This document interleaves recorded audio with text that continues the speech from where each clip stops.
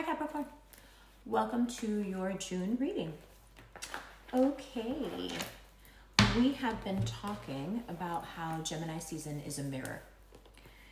And I have your fave Capricorn, Bateman, playing in the background, Ozark. Let's talk now about how this mirror reflects you. So it's funny. Everybody else looks in the mirror and is like, oh wow, is that how I am? I don't want to be like that. Maybe I should fix this. Maybe I should fix that. Maybe I need to change everything. Some are uncomfortable. Some run towards the mirror. Some run away from the mirror.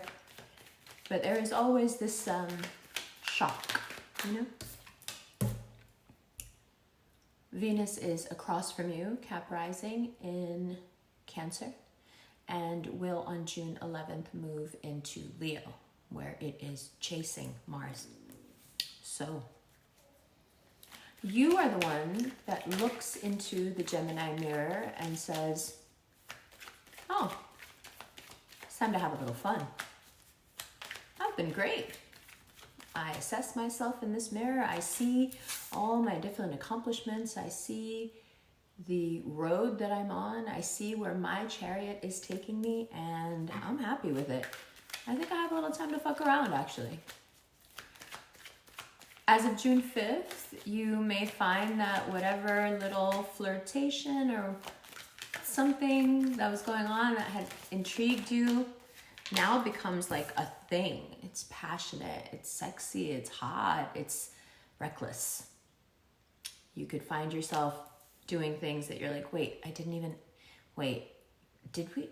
Wait. And it goes fast. The Chariot and Scorpio, yeah. It goes very, very, very fast. It goes very fast. And it's very lucky. You know, you get to mess around, you get to be romantic. Even if it's like a casual thing that's been like floating around, now it becomes like hot and heavy. You're ready. You look in this mirror and you're like, I've done great. I'm really doing well. I want to have some fun.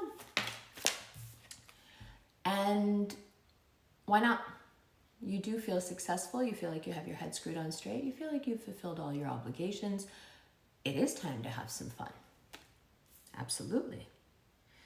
Now, where we want to be careful is that when Capricorn lets loose, there is a tendency to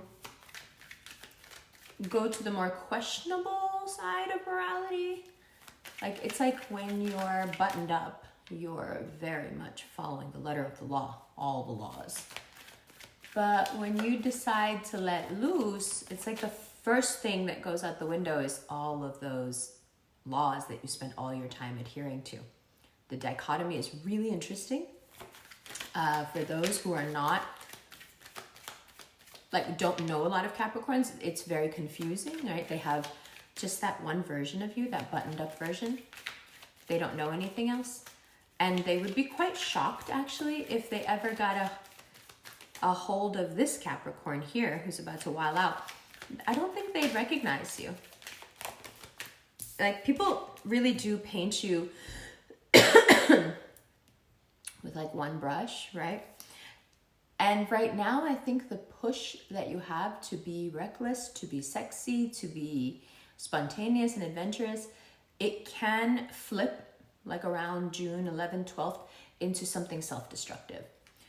It can get too hot. It can get too intense. You can start, your feelings can start to like bubble over, and get into that like weird controlling place where you're like, I want you, now you're mine, but now you have to do everything the way I say, and also my morals are questionable right now, so I may not do everything I say. Ha ha ha. If you're not with anyone, this is very charming because they have nothing to compare you to. But if you are in a long-term relationship, things can get pretty dicey right now. I also feel like if you're in a long-term relationship, you're either super bored or you've got something to hide. And like, there's like, you want to create intrigue, even if it's like innocent, you want something, you want a little like, but that little seeking out of the can turn into something very destructive And you know, you're not one to take 10 steps back, are you? You don't want to do that. So as much as you know, you've made all this great progress, you're in a great place in your life where you feel like justified to be able to behave this way, I still wouldn't do it. Or I would do it with measure. But that's the thing. That's something you're going to have to learn. If you can use the mirror for anything productive this season, it's to find the measure. You know, what is rock and roll and what's over the line? What's free-spirited and deserving of you, and what's just mean and hurtful and deceptive? What's casual and fun, but then the way it turns on you is it becomes really deep and it takes you really far. And if that's not what you were initially looking for, that in and of itself can be a shock. So you have a tendency in Gemini season to be overwhelmed, to get in over your head, right? You get too close, you get overwhelmed. You get too far, you feel abandoned. But it's everything in June is in relation to this like desire. And it's not focused on like one thing or one person, unless you've already had like some little flirtation going on, then it's definitely focused on that person. But otherwise, it's like this more general, it's not like a joie de vivre, it's mischievous. There's something like a little bit off about it. You just want to be bad, you know? The Chariot and the Devil and Death, like Cancer, Scorpio energy. Cancers and Scorpios, if you know, the thing that they have in common is that they're both so intensely sexual in a way where, like, what I like to say is like Scorpios want to take you to the bottom and hold you down, you know, and just like hold you down there and see how long it takes you to drown in their love. Where Cancer risings will take you and will waterboard you. You know, we'll put you in the tide and take you back out. We'll put you in the tide and take you back out. So you're having this like really deep kind of watery need to like be sexual and be reckless and be like in something. You want to feel how that feels again, to be in something, you know, but you want to be really careful that you don't end up with your actions, with these like kind of impulsive, childish actions. You don't push somebody away who was very solid in your life. Coworker, employee, spouse, you know, you just don't want to make this person feel like they have been taken for granted because you're having like your moment. As long as you can keep your desirous ambitions, your ambitious desires to yourself, or like as long as you can act those out without hurting anyone that you're already obligated to, I think you're fine. But that's part of it, is like you don't want obligation right now. You just want like a little break from everything. You want a break from like the rigidity of it, you know? And Gemini season does bring that out in you. Gemini season is like pure Loki energy. We like the chaos. We don't like this rigidity. We don't want you to hold on. We want you to let go. You know, that's always what we're kind of like promoting in people as well. All the Capricorns in which, you know, I have 3 Capricorn brothers. All my best friends have always been Capricorns growing up. The thing about Capricorns is that once you tap into your wild side, and once you guys are around someone who you know will never judge you for your wild side, you really do go ham. And that's what this season is. This season is all about allowing that wild side to come out, because that's, again, pure Gemini energy. It's like, let it out, let that wildness be seen, so you can be a whole person with, you know, all these facets, instead of just the straight man who gets everything done. You are the straight man until you are not, right? So Venus and Mars will meet in Leo mid-month, and it's very lucky for you. Regardless of which way you take your desires, it's very lucky for you. If you want to go bad, you can go bad. If you want to go good, you can go good. But you're lucky either way. There's a lot of passion here. It's sudden. So if you're thinking, I'm not really talking to anybody, it can happen like just like that. I just want to remember, while you're in the midst of all this, to not get too wrapped up in this, I'm making it happen, I am doing this. There's something a bit different about desire than everything else, right? It's not blind ambition. It's not, accomplishing something, but you do treat it that way a little bit. This is passion. This is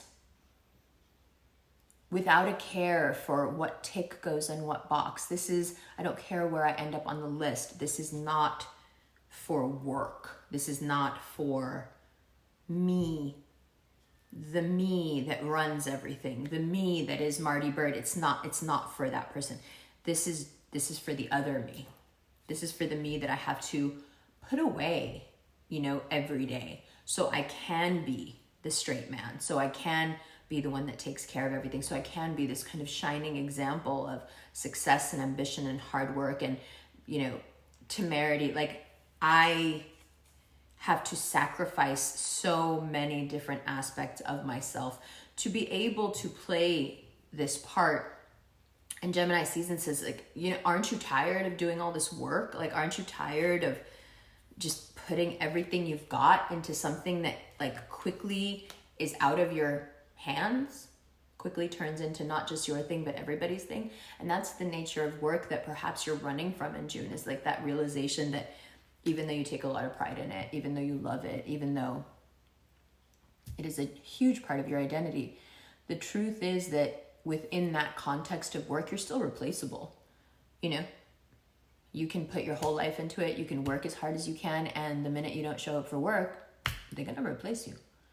So I think when your desires are juxtaposed against the rest of your life, right, and how you usually live, this season really starts to force some hard questions on you. Because if that is the nature of work, which we know that it is, where does that leave you? And where does that leave all that effort and all that energy and all the sacrifices that you make to be that person, right? It would make sense if, like, you're that person and then at the end of the day, you're getting something back from it that's, like, super fulfilling. But if you're not, and you're using this season to let loose because there is nothing nourishing you and feeding you, so at this point you're starving, you're like, okay, someone's letting me out of the cage for a second, the first thing I want to do is consume.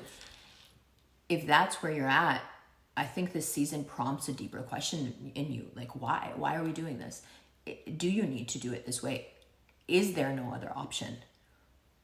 Does it have to be, do I have to hold on so tight to that version of me that I can only let this out once a year, that I can only truly look in the mirror and see all parts of myself and not just the one that I like to show me and everybody else? Can I truly look into that mirror and see all of me and be okay with all of me and celebrate all of me and even indulge in all of me without going all the way to this other extreme, like this person doesn't exist anymore and now I'm just this reckless Capricorn? Isn't it possible to create some synergy between these two aspects of yourself so you don't have to constantly put one away or the other? Is it possible to be super dedicated and loyal and hardworking and still have these moments of, like, unbridled passion and recklessness? I don't know how your life is set up, but I can assume that right now the answer is no. Well, June is going to teach you how you can actually achieve that kind of free-spirited essence in your love life, your romantic life, your friendships even. And when it's properly placed in those areas, I don't think it's very harmful. I don't think that you fall too deep in. But I will say the Cancerian card and the Scorpio card are the first two out. So whomever you have, like, lukewarm feelings for, they're about to get so intense and so sexual. And I think you're the one who falls. I think you think the other person is falling deeply in love, but you're the one who falls very, very hard. So again, because your motivation going in is like, I want to have some fun, I want to let loose, be mindful that this doesn't stay like fun and loose. This turns into something intense. This turns into something serious. And if you're not ready for that, this is going to shock you because you're going in full force because you're hungry, like what Chris Rock, was it Chris Rock? No, I think it was Eddie Murphy. Eddie Murphy said, if you're starving and you give someone a saltine, it's like the best saltine they've ever eaten. So you're in that, like, saltine place where you get a little of something and you're like, oh my God, I'm going to jump headfirst into this. For some of you, this is also a past fling or something that didn't quite work out. And now you have another chance at it. And you're like, fuck it, let's do that, you know, like, why not? So you go in with these pretty casual, pretty racy intentions, and then it gets really intense, it gets very sexual, it gets very deep, and now you're in love, and now you're like, what the fuck, we don't even live in the same place, or whatever it is. And that is something that then you're gonna want this other person, you're gonna want, you know, Marty Bird to come in and handle, but he doesn't know how to handle that. This is something that you've done outside of the realm of what he can do. So now you're gonna have to find a way, a new way to integrate this like permanently into your personality. So you don't have to have these long periods of not doing what you want. And you can healthily bring this aspect of you out when you need to. But the question still remains here, why does it have to be so intensely reckless? Because it's not very easy to integrate something reckless into your personality, right? I think if you were to ease up a little bit on the rigidity on the other end, you wouldn't feel the need to be so extremely reckless on this end. You know, it's a sliding scale. So where are those places in your Capricorn life where you know you're too hard on yourself, or you're too hard up, like more morality wise on yourself? What are those things that you won't let yourself do, that you absolutely know that if you were to let go and let yourself do, you would really, really enjoy them, and you wouldn't have to wait for these like devil's playground moments? This is what this reminds me of. I don't know if you know what the devil's playground is, and if I've told you before, I'm sorry. But in Amish culture, Amish children are given a year and money and accommodation and everything from their parents to go and try this world and see if they like it, you know, and go, and they're encouraged to try everything and do everything. And like 99% of them end up going back and they don't want it.